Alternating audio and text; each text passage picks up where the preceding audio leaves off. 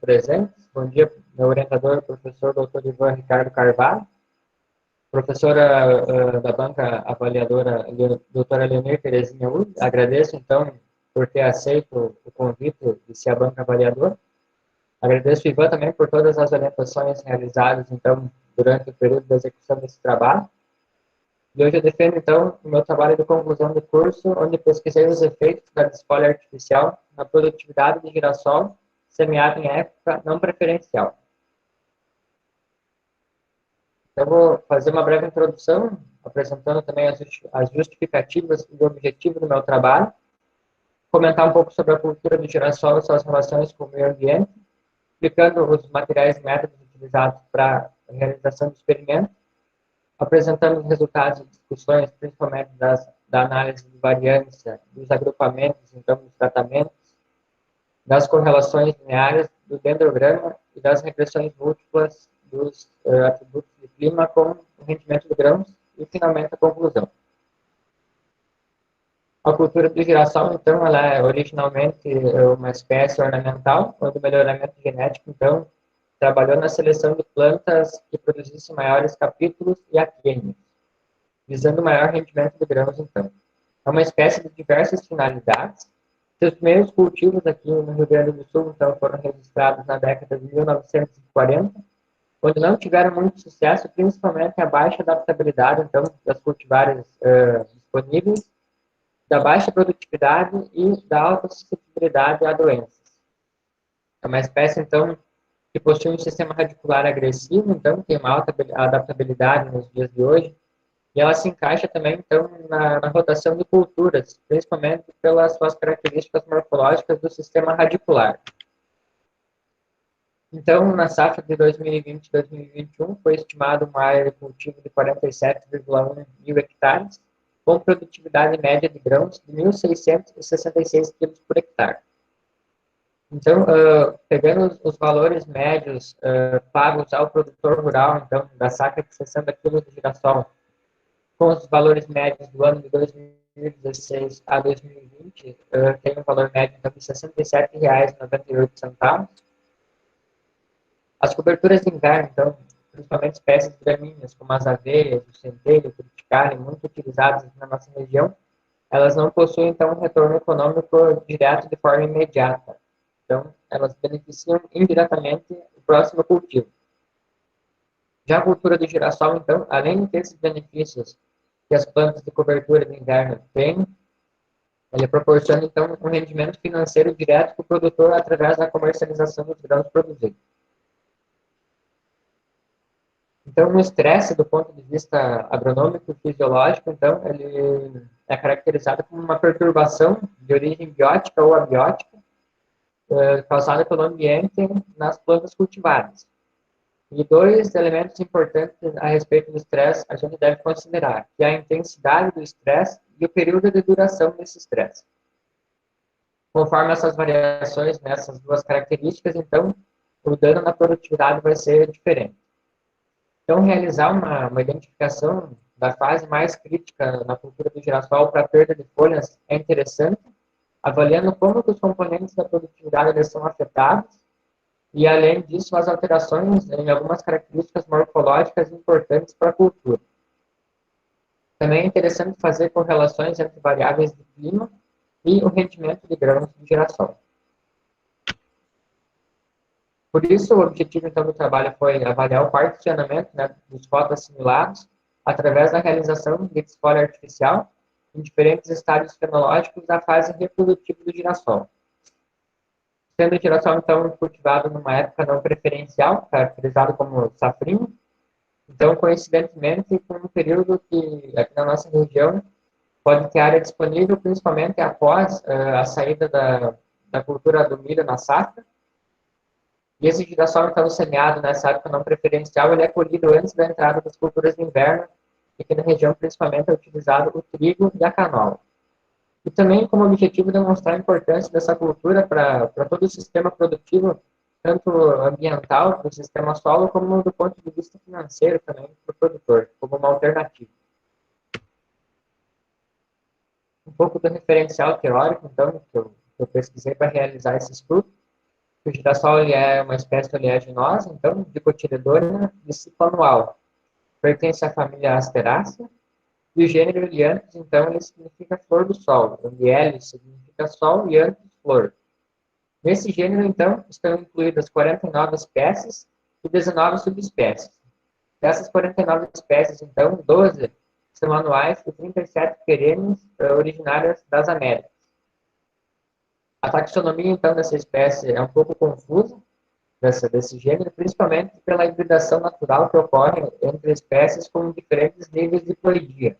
Então, ocorre um cruzamento natural entre plantas diploides, tetraploides e hexaploides, sendo a base haploide da espécie com 17 cromossomos. Uma espécie, então, de diversas finalidades, conforme eu mencionei anteriormente. Ela é considerada uma planta medicinal, principalmente pelos seus altos teores de ácido graxo linoleico, variando entre 55% e 65%. É utilizada também como planta ornamental, tendo um ideótipo fenotípico diferente do agronômico, conforme eu vou comentar posteriormente. É considerada, então, uma planta melífera importante para os insetos, então, principalmente pela presença das flores libuladas que a inflorescência possui, que o capítulo possui, que a única finalidade dela é a atração desses insetos. O girassol também é utilizado na alimentação animal, na forma de silagem, na forma de torta ou farelo, aproveitando então subprodutos da indústria, da extração de óleo principalmente, e pode ser também fornecido na forma de aquenos, principalmente para alimentação de pássaros. Então. É considerada também uma espécie melhoradora de solo, por ter a capacidade de estruturar o solo, aumentando a porosidade, realizar então a ciclagem dos nutrientes, principalmente pelas características do seu sistema radicular.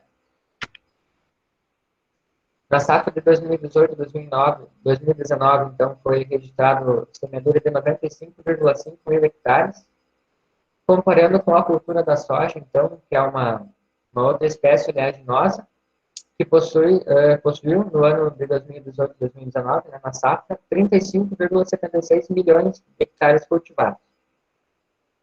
Essa diferença, então, se dá basicamente porque elas têm a mesma finalidade, as duas espécies são oleaginosas, então, de certa forma, são concorrentes.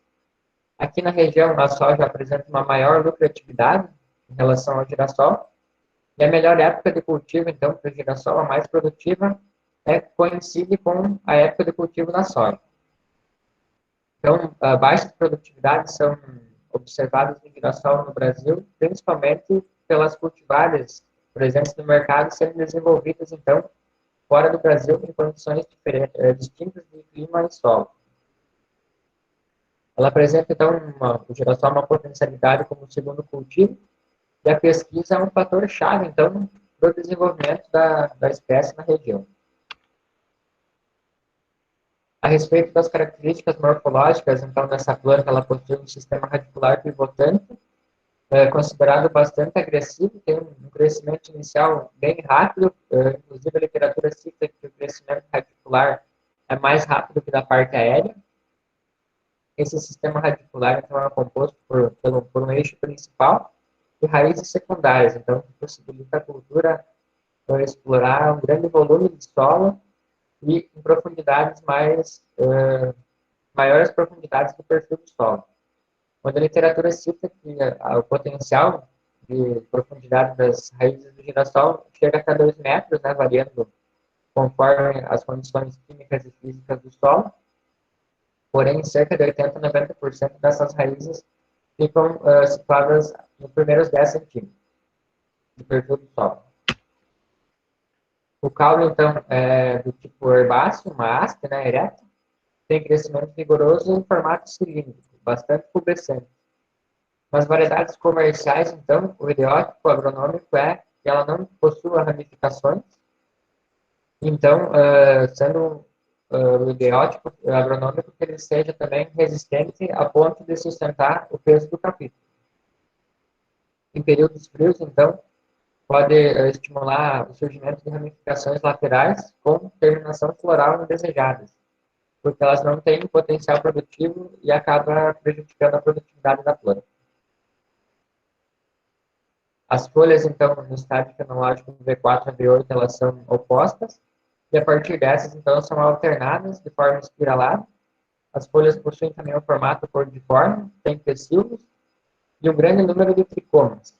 Possui estômatos, então, nas duas faces da folha, e os pecíolos das folhas do terço superior, então, são reduzidos, o que proporciona, então, um formato triangular na planta, maximizando, então, a interceptação da radiação solar. As folhas também são consideradas o principal órgão fotossintetizante da planta. Eles acumulam nutrientes ao longo do ciclo e, posteriormente, são translocados para os drenos, que seriam os aquênios, né, os órgãos reprodutivos.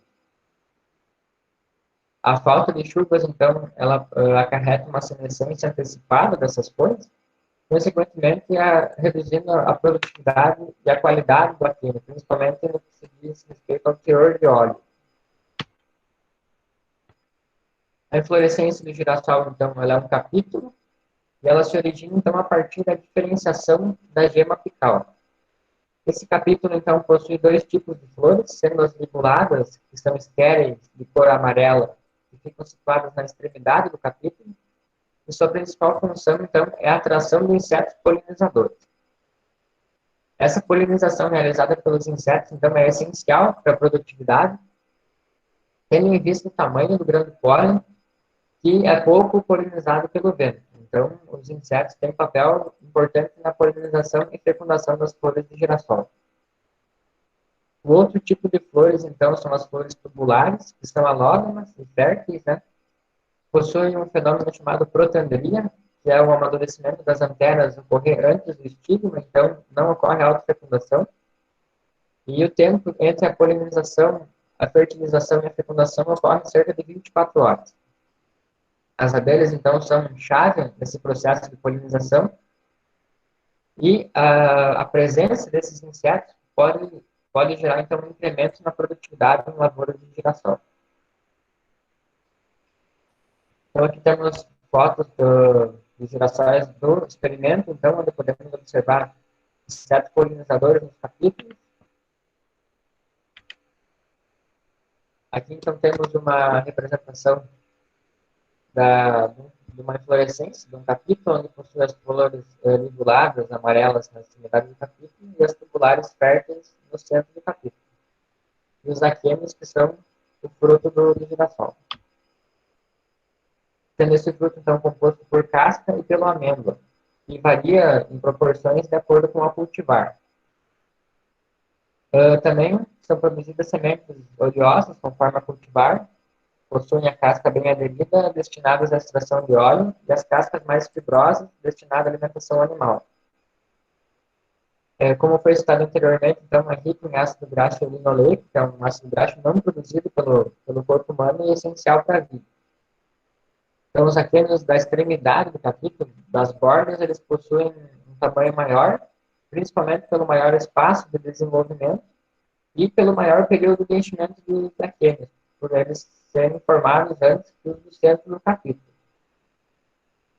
A relação, então, entre o óleo e a massa do aquênio é inversamente proporcional, ou seja, os aquênios maiores têm um menor valor percentual de óleo, principalmente pela maior superfície de casca presente nesse aquênio. A cultura de girassol, então, a literatura informa que ele não tem uma época de cultivo determinada, que ele pode ser cultivado em qualquer época, desde que tenha condições de clima adequado para o desenvolvimento dessa cultura, principalmente no que se diz respeito a temperaturas e precipitação.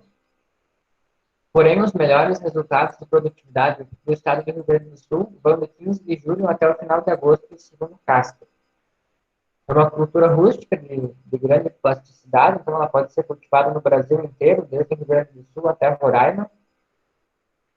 O uso dela como rotação de culturas é uma potencialidade dessa espécie, tanto rotação como sucessão cultural, para benefício do sistema solo.